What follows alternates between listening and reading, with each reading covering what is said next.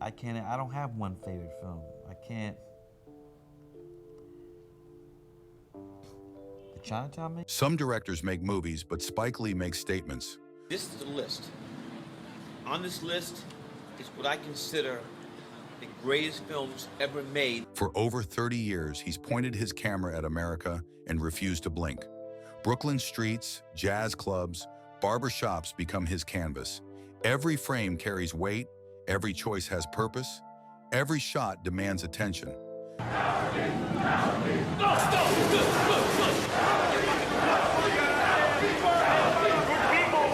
But before Lee became the voice of a generation, he was a student watching and learning. Lee doesn't talk about favorite movies the way most filmmakers do. He talks about obsessions, films that grabbed him by the collar and changed how he saw the world. These movies became his teachers in ways film school never could. He could have had a career in the movies. I mean, he was good enough to have a career in the movies. And also, you're leaving something out. I'm sure I am. Wouldn't be the first time. What is Vita? These aren't just movies he enjoyed watching on weekends. They're blueprints for revolution, manifestos for change, mirrors that showed him what cinema could become. Some taught him about rebellion against the system, others about finding beauty in struggle. A few showed him that black stories could travel across oceans and still feel like home. Lee once said he doesn't make films to entertain people. He makes films to wake people up from their sleep. The movies that shaped him did the same thing to a young kid from Brooklyn. Here are the 6 films that didn't just influence Spike Lee's work, they created his vision and voice. 6. Sweetback's Badass, song 1971. Melvin Van Peebles' Sweetback's Badass. Song changed everything for young Spike Lee and showed him what independent black cinema could become.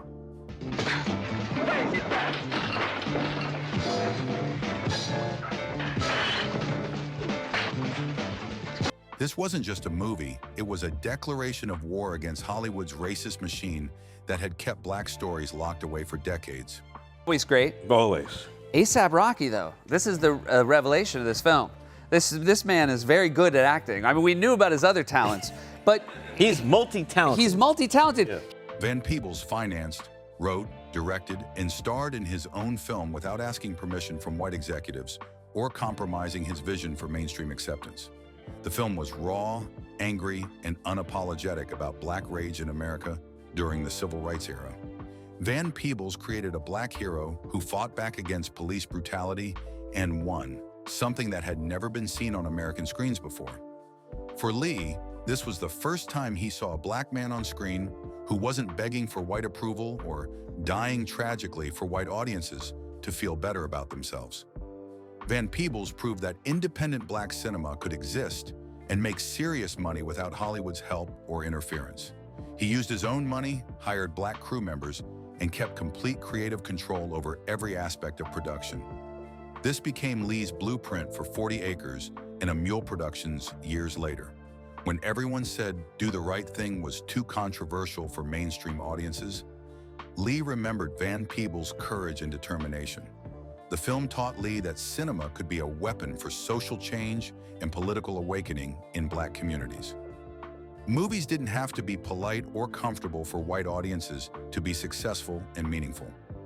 Van Peebles showed that black stories could be powerful, profitable, and completely uncompromising in their vision. For Lee, Sweetback wasn't just entertainment, it was revolution disguised as cinema that changed everything. 5. Bicycle Thieves, 1948. Vittorio De Sica's Bicycle Thieves taught Spike Lee that the smallest stories could carry the biggest truths about human dignity and survival. This Italian masterpiece follows a poor man searching Rome for his stolen bicycle, the tool he desperately needs to keep his job and feed his family.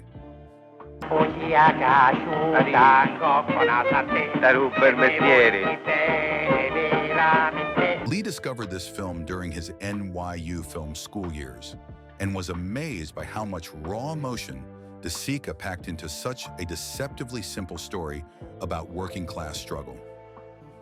The white people who loved the film, they were hugging them. They're hugging the black folks. The film uses real people instead of professional actors, something that fascinated Lee and changed his approach to casting completely. DeSica found his leading man on the street, a factory worker who had never acted before in his life. This authentic approach to casting would later influence Lee's own work, especially in films like Do the Right Thing, where he mixed professional actors with neighborhood locals who brought genuine street credibility. What struck Lee most deeply was the father-son relationship at the film's emotional center and how it reflected his own family dynamics. The desperate father drags his young son through the streets of Rome, and slowly the boy loses respect for his hero. Lee saw this painful dynamic reflected in his own relationship with his father, and later explored similar themes in his films about family, masculinity, and disappointment. DeSica proved that movies didn't need big budgets or famous stars to move audiences to tears and change their perspectives. A stolen bicycle becomes a powerful symbol of dignity, survival, and the daily struggle of working people everywhere. For Lee, this film showed that cinema's greatest power comes from finding the universal human experience in the most specific local details. Simple stories about real people could change hearts and minds better than any expensive Hollywood spectacle. 7. Samurai 1954. Akira Kurosawa's Seven Samurai became Spike Lee's masterclass in visual storytelling and epic filmmaking.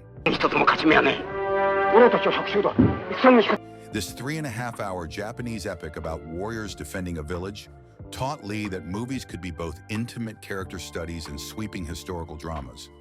The great Japanese film by the great Japanese filmmaker Akira Kurosawa is about a kidnapping.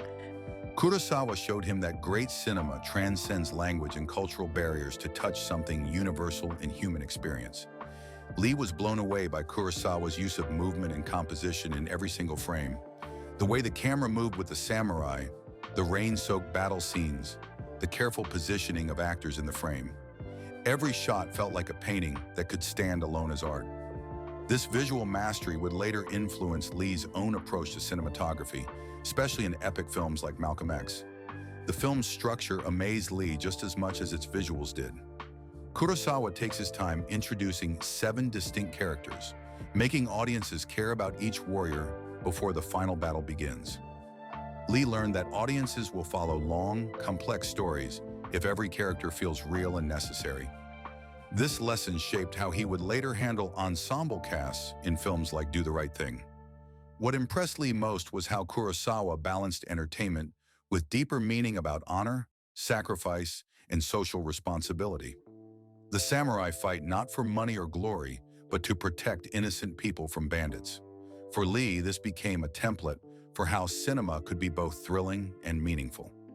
Kurosawa proved that directors could make big, crowd-pleasing movies that still carried important messages about justice and human dignity. 3. A Face in the Crowd.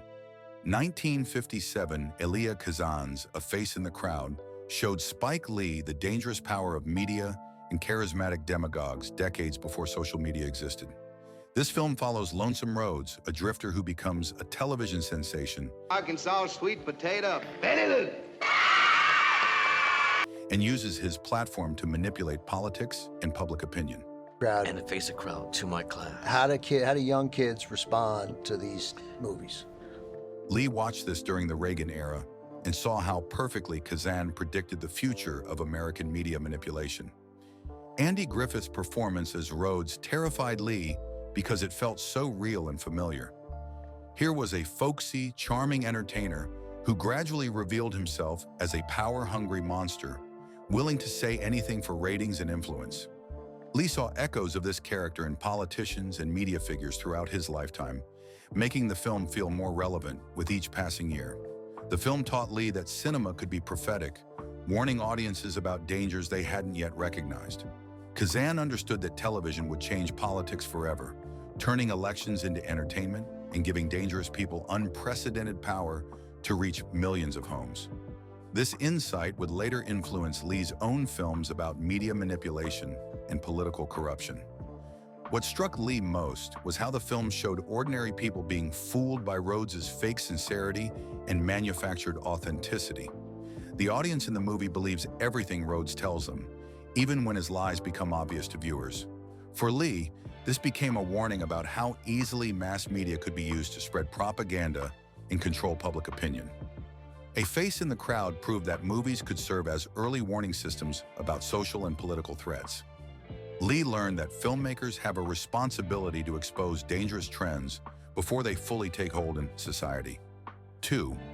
The Battle of Algiers, 1966. Gillo Pontecorvo's The Battle of Algiers became Spike Lee's blueprint for political filmmaking and social activism through cinema. Premier camion, centre Elviard. Deuxième camion, l'usine à gaz. Troisième camion, le port. This Italian-Algerian film about the fight for independence from French colonial rule showed Lee that movies could be weapons in the struggle for justice and equality. It was really fascinating the way they filmed those bomb scenes. I mean, you see, there's not like any. The film felt like a documentary, but was actually a carefully crafted drama that made audiences feel like witnesses to history unfolding before their eyes. Lee was amazed by how Pontecorvo shot the film like breaking news footage, using handheld cameras and natural lighting to create urgent, realistic scenes. The director mixed professional actors with real people who had lived through the actual events, creating an authenticity that Hollywood productions could never match. This approach would later influence Lee's own documentary-style scenes in films like Malcolm X and Do the Right Thing. The film's portrayal of organized resistance against oppression spoke directly to Lee's own experiences with racism in America. He saw connections between the Algerian freedom fighters and the Black Panthers, between colonial violence and police brutality in American cities. Pontecorvo showed that oppressed people fighting back wasn't terrorism. It was survival and self-defense against systematic violence and centuries of exploitation.